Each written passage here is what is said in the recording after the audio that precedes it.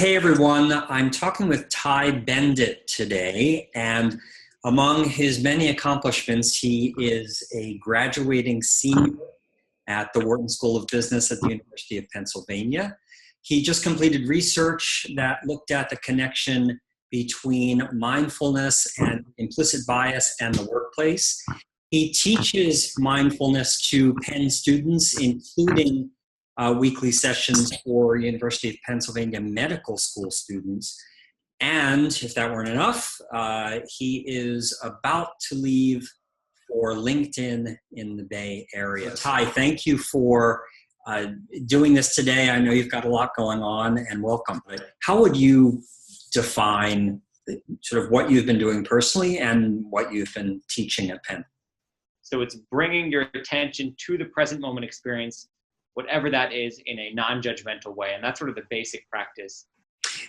With the goal of what?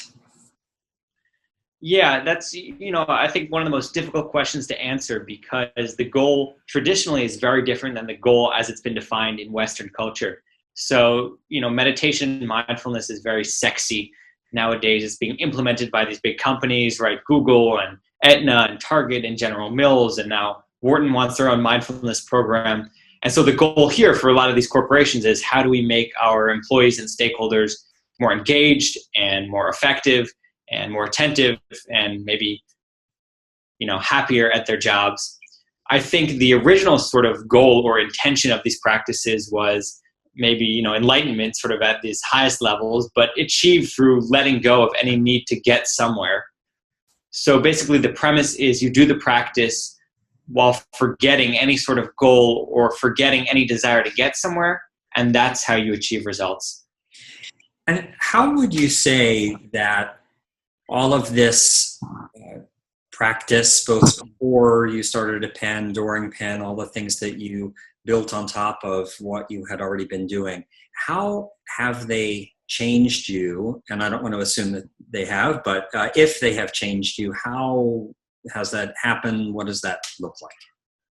One of the benefits I feel of practice, especially over a longer period, is it allows you to notice what's going on and respond in a way that that you choose, rather than sort of these automatic response processes.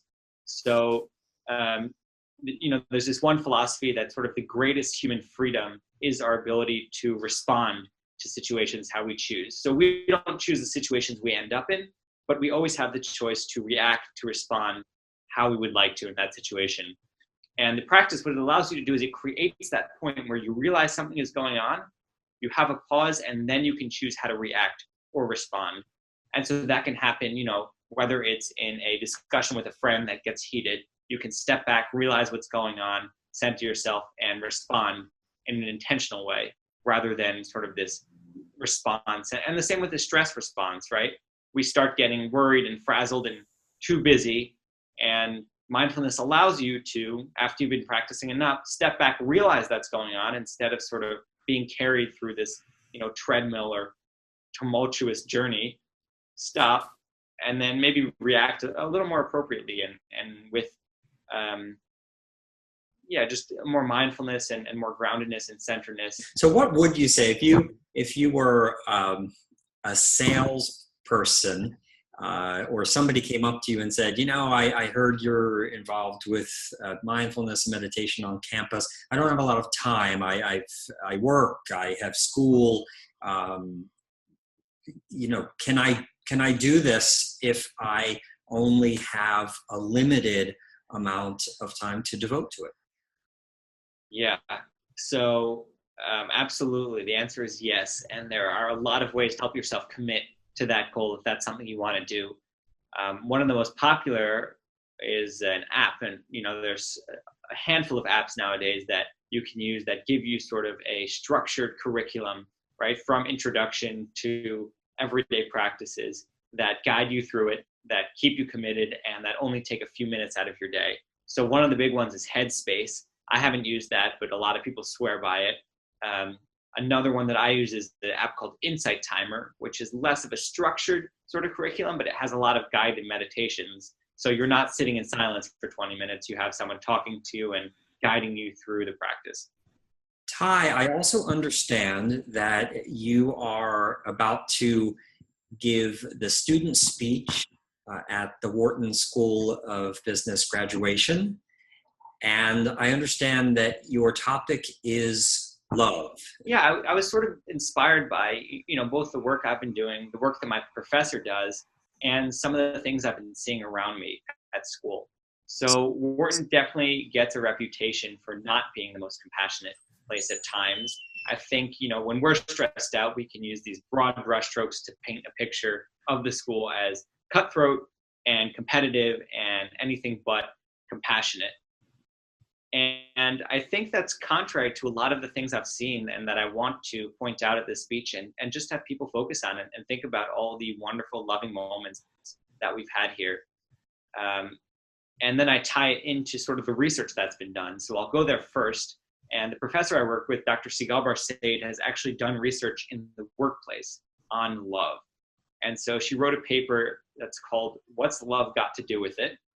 And this paper describes, these researchers surveyed thousands of employees in many different industries, in financial services, in real estate, in healthcare.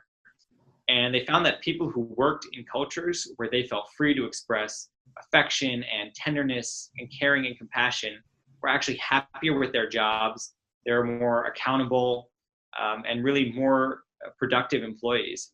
Yeah, so I think on an individual level, everyone has the power to treat those around them how they want to be treated, how they want to feel, and that's how you build a culture, right? It's not necessarily a top-down mandate, although it's also very important for leadership to espouse the same values and to sort of practice what they preach.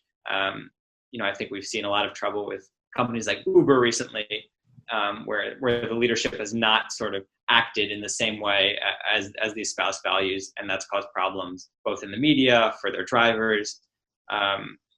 So yeah, long story short, I'm going to do my best to really appreciate, respect, and love those around me when I'm working as well. Well, boy, if that's the only lesson you learned at Penn, it's a good one. And I think that on a human level, even if you're at a company or a school that supports kindness, and wellness, it's pretty easy to go through a day without anybody being kind to you or anybody saying something nice or doing something generous to you. So thank you for reminding all of us about that. And yes, take it to the work world. All right. Well, Ty, thank you so much. This is great. Yeah, thank you.